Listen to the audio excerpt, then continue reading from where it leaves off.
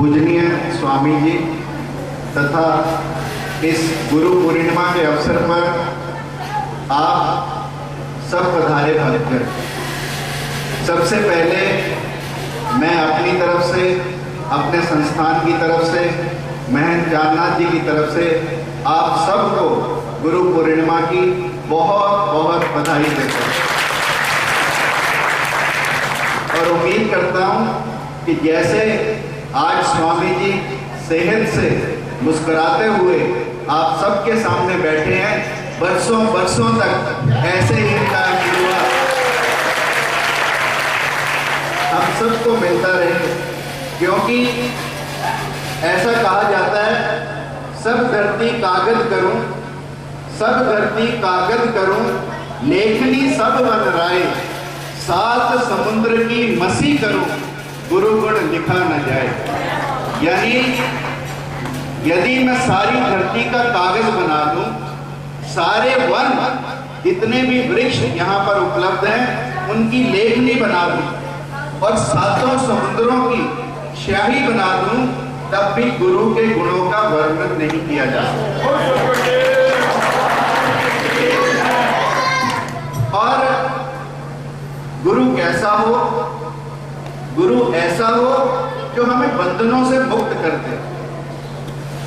कहते हैं जैसे आज आपने कथा सुनी, भजन सुने, भजन में आप सब लोग आनंद विभोर हुए, मंत्र मुक्त हुए, ऐसे ही एक कथा चलती थी और वो कथा भी बड़ी अच्छी चलती थी। राम नाम की कथा चलती और राम नाम की कथा को न केवल पुरुष और स्त्रियां सुनने आते थे, बल्कि पशु पक्षी भी सुनने आते थे।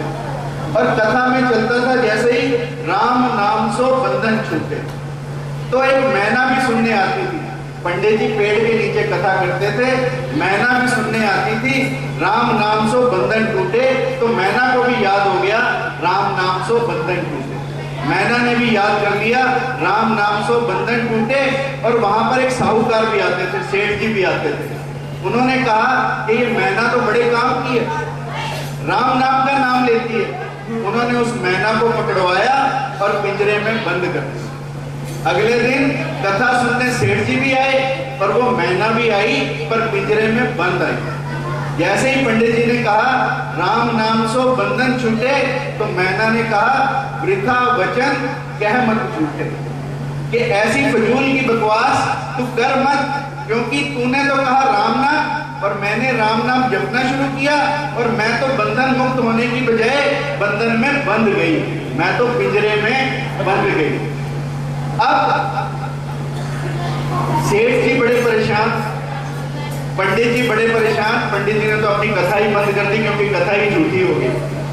अगले दिन एक व्यक्ति जो बहुत ही गुणी व्यक्ति था, अच्छा जानकार व्यक्ति था, बुद्ध व्यक्ति था, उसने मैना से पूछा मैना तेरी व्यथा क्या है? मैना ने कहा कि मैं अच्छा भला राम नाम सुनती थी और जब राम नाम जपने लगी तो बंधन छूटने की बजाय मेरे बंधन और मोटे होते चले गए, मैं पिंजरे में बंधती चली। तो उस व्यक्ति ने, जो बुद्ध व्यक्ति था, जो व्यक्ति पढ़ा लिखा व्यक्ति था, उसने मैना को कहा देख ऐसे कर, कल जब सेठ तेरे को दाना डाले तो तू बेसुध होकर लेट जा, ऐसी बेसुध कि जैसे तू मर गई। सेठ ने जैसे ही दाना डाला, मैना बेसुध होकर लेट गई। सेठ ने सोचा ये तो मर गई। सेठ ने उसे पिंजरे से जैसे ही बाहर निकाला, मैना फुर से उड़ गई।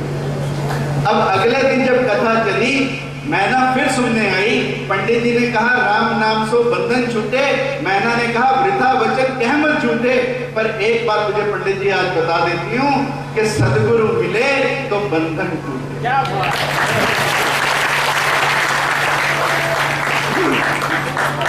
यदि सदगुरु व्यक्ति के जीवन में आ जाए तो तब बंधन से मुक्ति हो सकती है, अन्यथा कितना ही नाम हम जप लें, कितना ही ध्यान हम कर लें, कितना ही तप हम कर लें, कितना ही यज्ञ हम कर लें, हमारे बंधनों से मुक्ति नहीं हो सकती। क्योंकि बंधन को यदि कोई काट सकता है तो वो एक सदगुरु काट सकता है, अन्यथा किसी व्यक्ति में हिम्मत नहीं है हमारे बंधन काटने की। और गुरु कैसा होता है? गुरु ऐसा होता है, गुरु होता है और हमें मिलता क्यों नहीं हमें मिलता? वो ऐसे नहीं मिलता क्योंकि आपने पारस देखा, पारस को यदि लोहे को छू दो तो सोना कर देता। एक दिन एक व्यक्ति सदगुरु के पास आया और सदगुरु से कहने लगा, सदगुरु मुझे कुछ दें। सदगुरु ने पारस उठाया,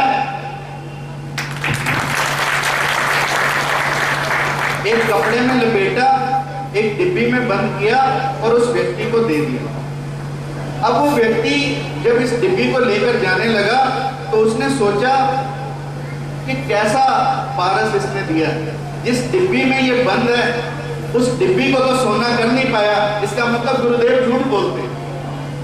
गुरुदेव झूठ बोलते हैं कि ये पारस ऐसा है जो लोहे को सोना कर दे, पर जिस डिब्बी में ये रखा है जब उसको ही सोना नहीं कर सकता तो मेरे किसी और लोहे को कैसे सोना कर देगा। अब वो व्यक्ति गुरुदेव के पास वापस आया और उसने कहा, गुरुदेव क्यों भगा रहे हो, क्यों मेरा बुद्धू बना रहे हो?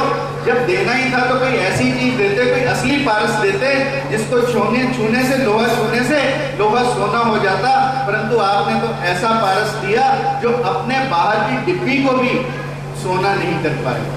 तो गुरुदेव ने कहा, दिया तो मैंने ठीक है, पर तूने देखा ध्यान से, पारस एक कपड़े में लिपटा और जब तक ये कपड़ा, जब तक ये उसका आवरण, जब तक ये उसका घूंघट, जब तक ये उसके ऊपर जो चीज ढकी है ये हट ना जाए, पर पारस लोहे को छू ना ले, तब तक पारस सोना लोहे को सोना नहीं बना सकता। ऐसे ही गुरु हमें अच्छा व्यक्ति नहीं बना सकते जब तक हमारे ऊपर आवरण ढका है। और वो आवरण किस चीज का है?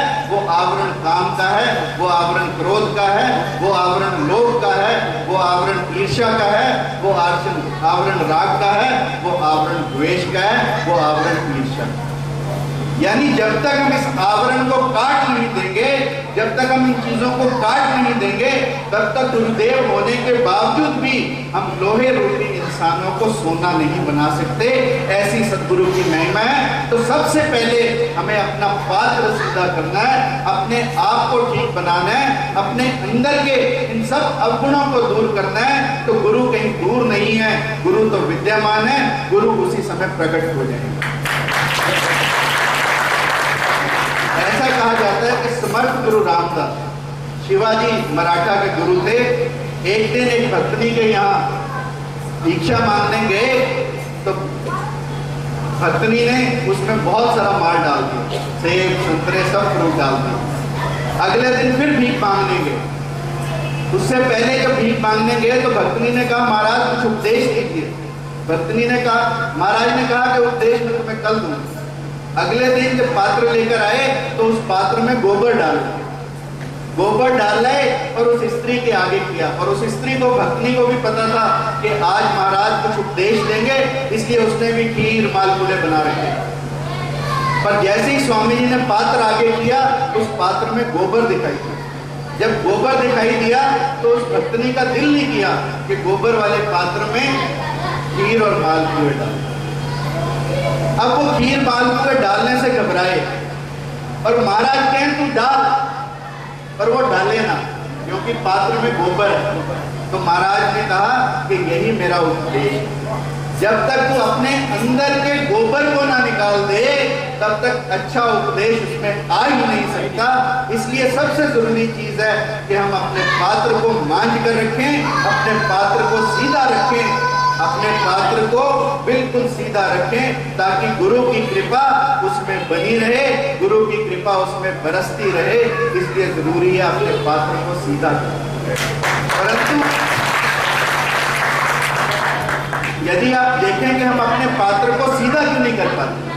सब लोग कहते हैं कि भी काम मत करो, क्रोध मत करो, लोभ मत करो, ईर्ष्या मत रखो, पर ऐसा क्यों है कि हम फिर भी ये सब सुनने के बाद, पता होने के बाद भी नहीं कर पाते। इसलिए नहीं कर पाते क्योंकि हमारे अंदर ना तो आरुणी जैसी श्रद्धा है। आरुणी का नाम आप लोगों ने सुना? आरुणी एक गुरु भक्त था। गुरु ने कहा, देख खेतों में बारिश का पानी आ रहा है, तू जाकर जरा मेड़ को संभाल। आरुणी ने मिट्टी डालने की कोशिश की, मेड़ से पानी रुके नहीं, मेड़ कटती जाए, पानी खेत में आता जाए। परंतु अब आरुणी क्या करे, सब कुछ कर लिया अंत में आरुणि ने अपने आप को मेड़ पर लगा दिया ताकि गुरु आज्ञा का उल्लंघन ना हो, गुरु की आज्ञा का पालन हो। और खेत में पानी आने से रोका। और जब सुबह आकर गुरु ने आवाज लगाई, आरुणि तू कहाँ है, तो आरुणि मेड़ पर मिट्टी का काम कर रहा था। अपने आप का बंधा आरुणि ने बनाया था। और जैसे ही गुरु ने आरुणि को मेड़ पर लेटे देखा, गुरु ने आशीर्वाद दिया और वही आरुणि उदालक ऋषि बना। तो गुरु तो एक निगाह से, एक कृपा से, सिर्फ अपने आशीर्वाद से हमें आरुणि से उदालक बना सकते हैं। परंतु हमारे अंदर आरुणि जैसी श्रद्धा होनी चाहिए, हमारे अंदर एकलव्य जैसा विश्वास होना चाहिए। जिस दिन हमारे अंदर एकलव्य जैसा विश्वास होगा, उस दिन गुरु की कृपा हमारे ऊपर बरसने लगेगी। द्रोणाचार्य ने एकलव्य को मना कर दिया एक भील बालक समझकर, परंतु एकलव्य हिम्मत नहीं हारा। एकलव्य ने गुरु के प्रति पूरी श्रद्धा रखी, गुरु की मिट्टी की मूर्ति बनाई और अपना धनुर्विद्या का अभ्यास करता रहा। और अर्जुन से बड़ा धनुर्धर एकलव्य बना। और जब गुरु दक्षिणा के रूप में एकलव्य से दाएं हाथ का अंगूठा मांगा, तो एकलव्य ने एक क्षण भी सोचा नहीं, अंगूठा काटकर गुरु को दे दिया। ऐसी गुरु के प्रति हमारा विश्वास होना जरूरी है, तभी गुरु की कृपा हम पर बरस सकती है, अन्यथा गुरु की कृपा हम पर बरस नहीं सकती।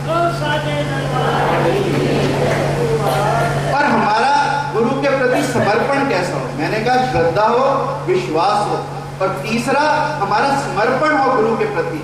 और गुरु के प्रति हमारा समर्पण कैसा हो? जैसा समर्थ गुरु रामदास के प्रति शिवा ने दिखाया, शिवाजी मराठा ने दिखाया। शिवाजी मराठा के दरबार में जब गुरु समर्थ रामदास कुछ मांगने आए, तो शिवा ने सोचा हीरे दूं, फिर सोचा ज्वारात दूं, फिर सोचा धन दौलत दूं। हर चीज छोटी पड़ती गई। फिर शिवा अंदर गए, 2 लाइनें कागज पर लिखी और एक कागज गुरु को भेंट चढ़ा दी। जब गुरु को कागज भेंट चढ़ा तो गुरु बड़ा हैरान हुआ कि इतना बड़ा शिवाजी मराठा राजा और चढ़ाने के लिए एक कागज। जब समर्थ गुरु रामदास ने उस कागज पे पढ़ा कि क्या लिखा है, तो शिवाजी मराठा ने लिखा था कि गुरुदेव ये पूर्ण राज्य है आज से आपका, और मैं केवल इसे आपकी धरोहर समझकर कार्य करूंगा। ये आपकी अमानत है। और इतिहास इस बात का गवाह है कि शिवाजी मराठे ने राज्य को अपना राज नहीं समझा, गुरु की अमानत समझा। और यदि हम भी अपने कार्यों को गुरु की अमानत समझेंगे, गुरु के प्रति इतना समर्पण भाव रखेंगे, तो गुरु की कृपा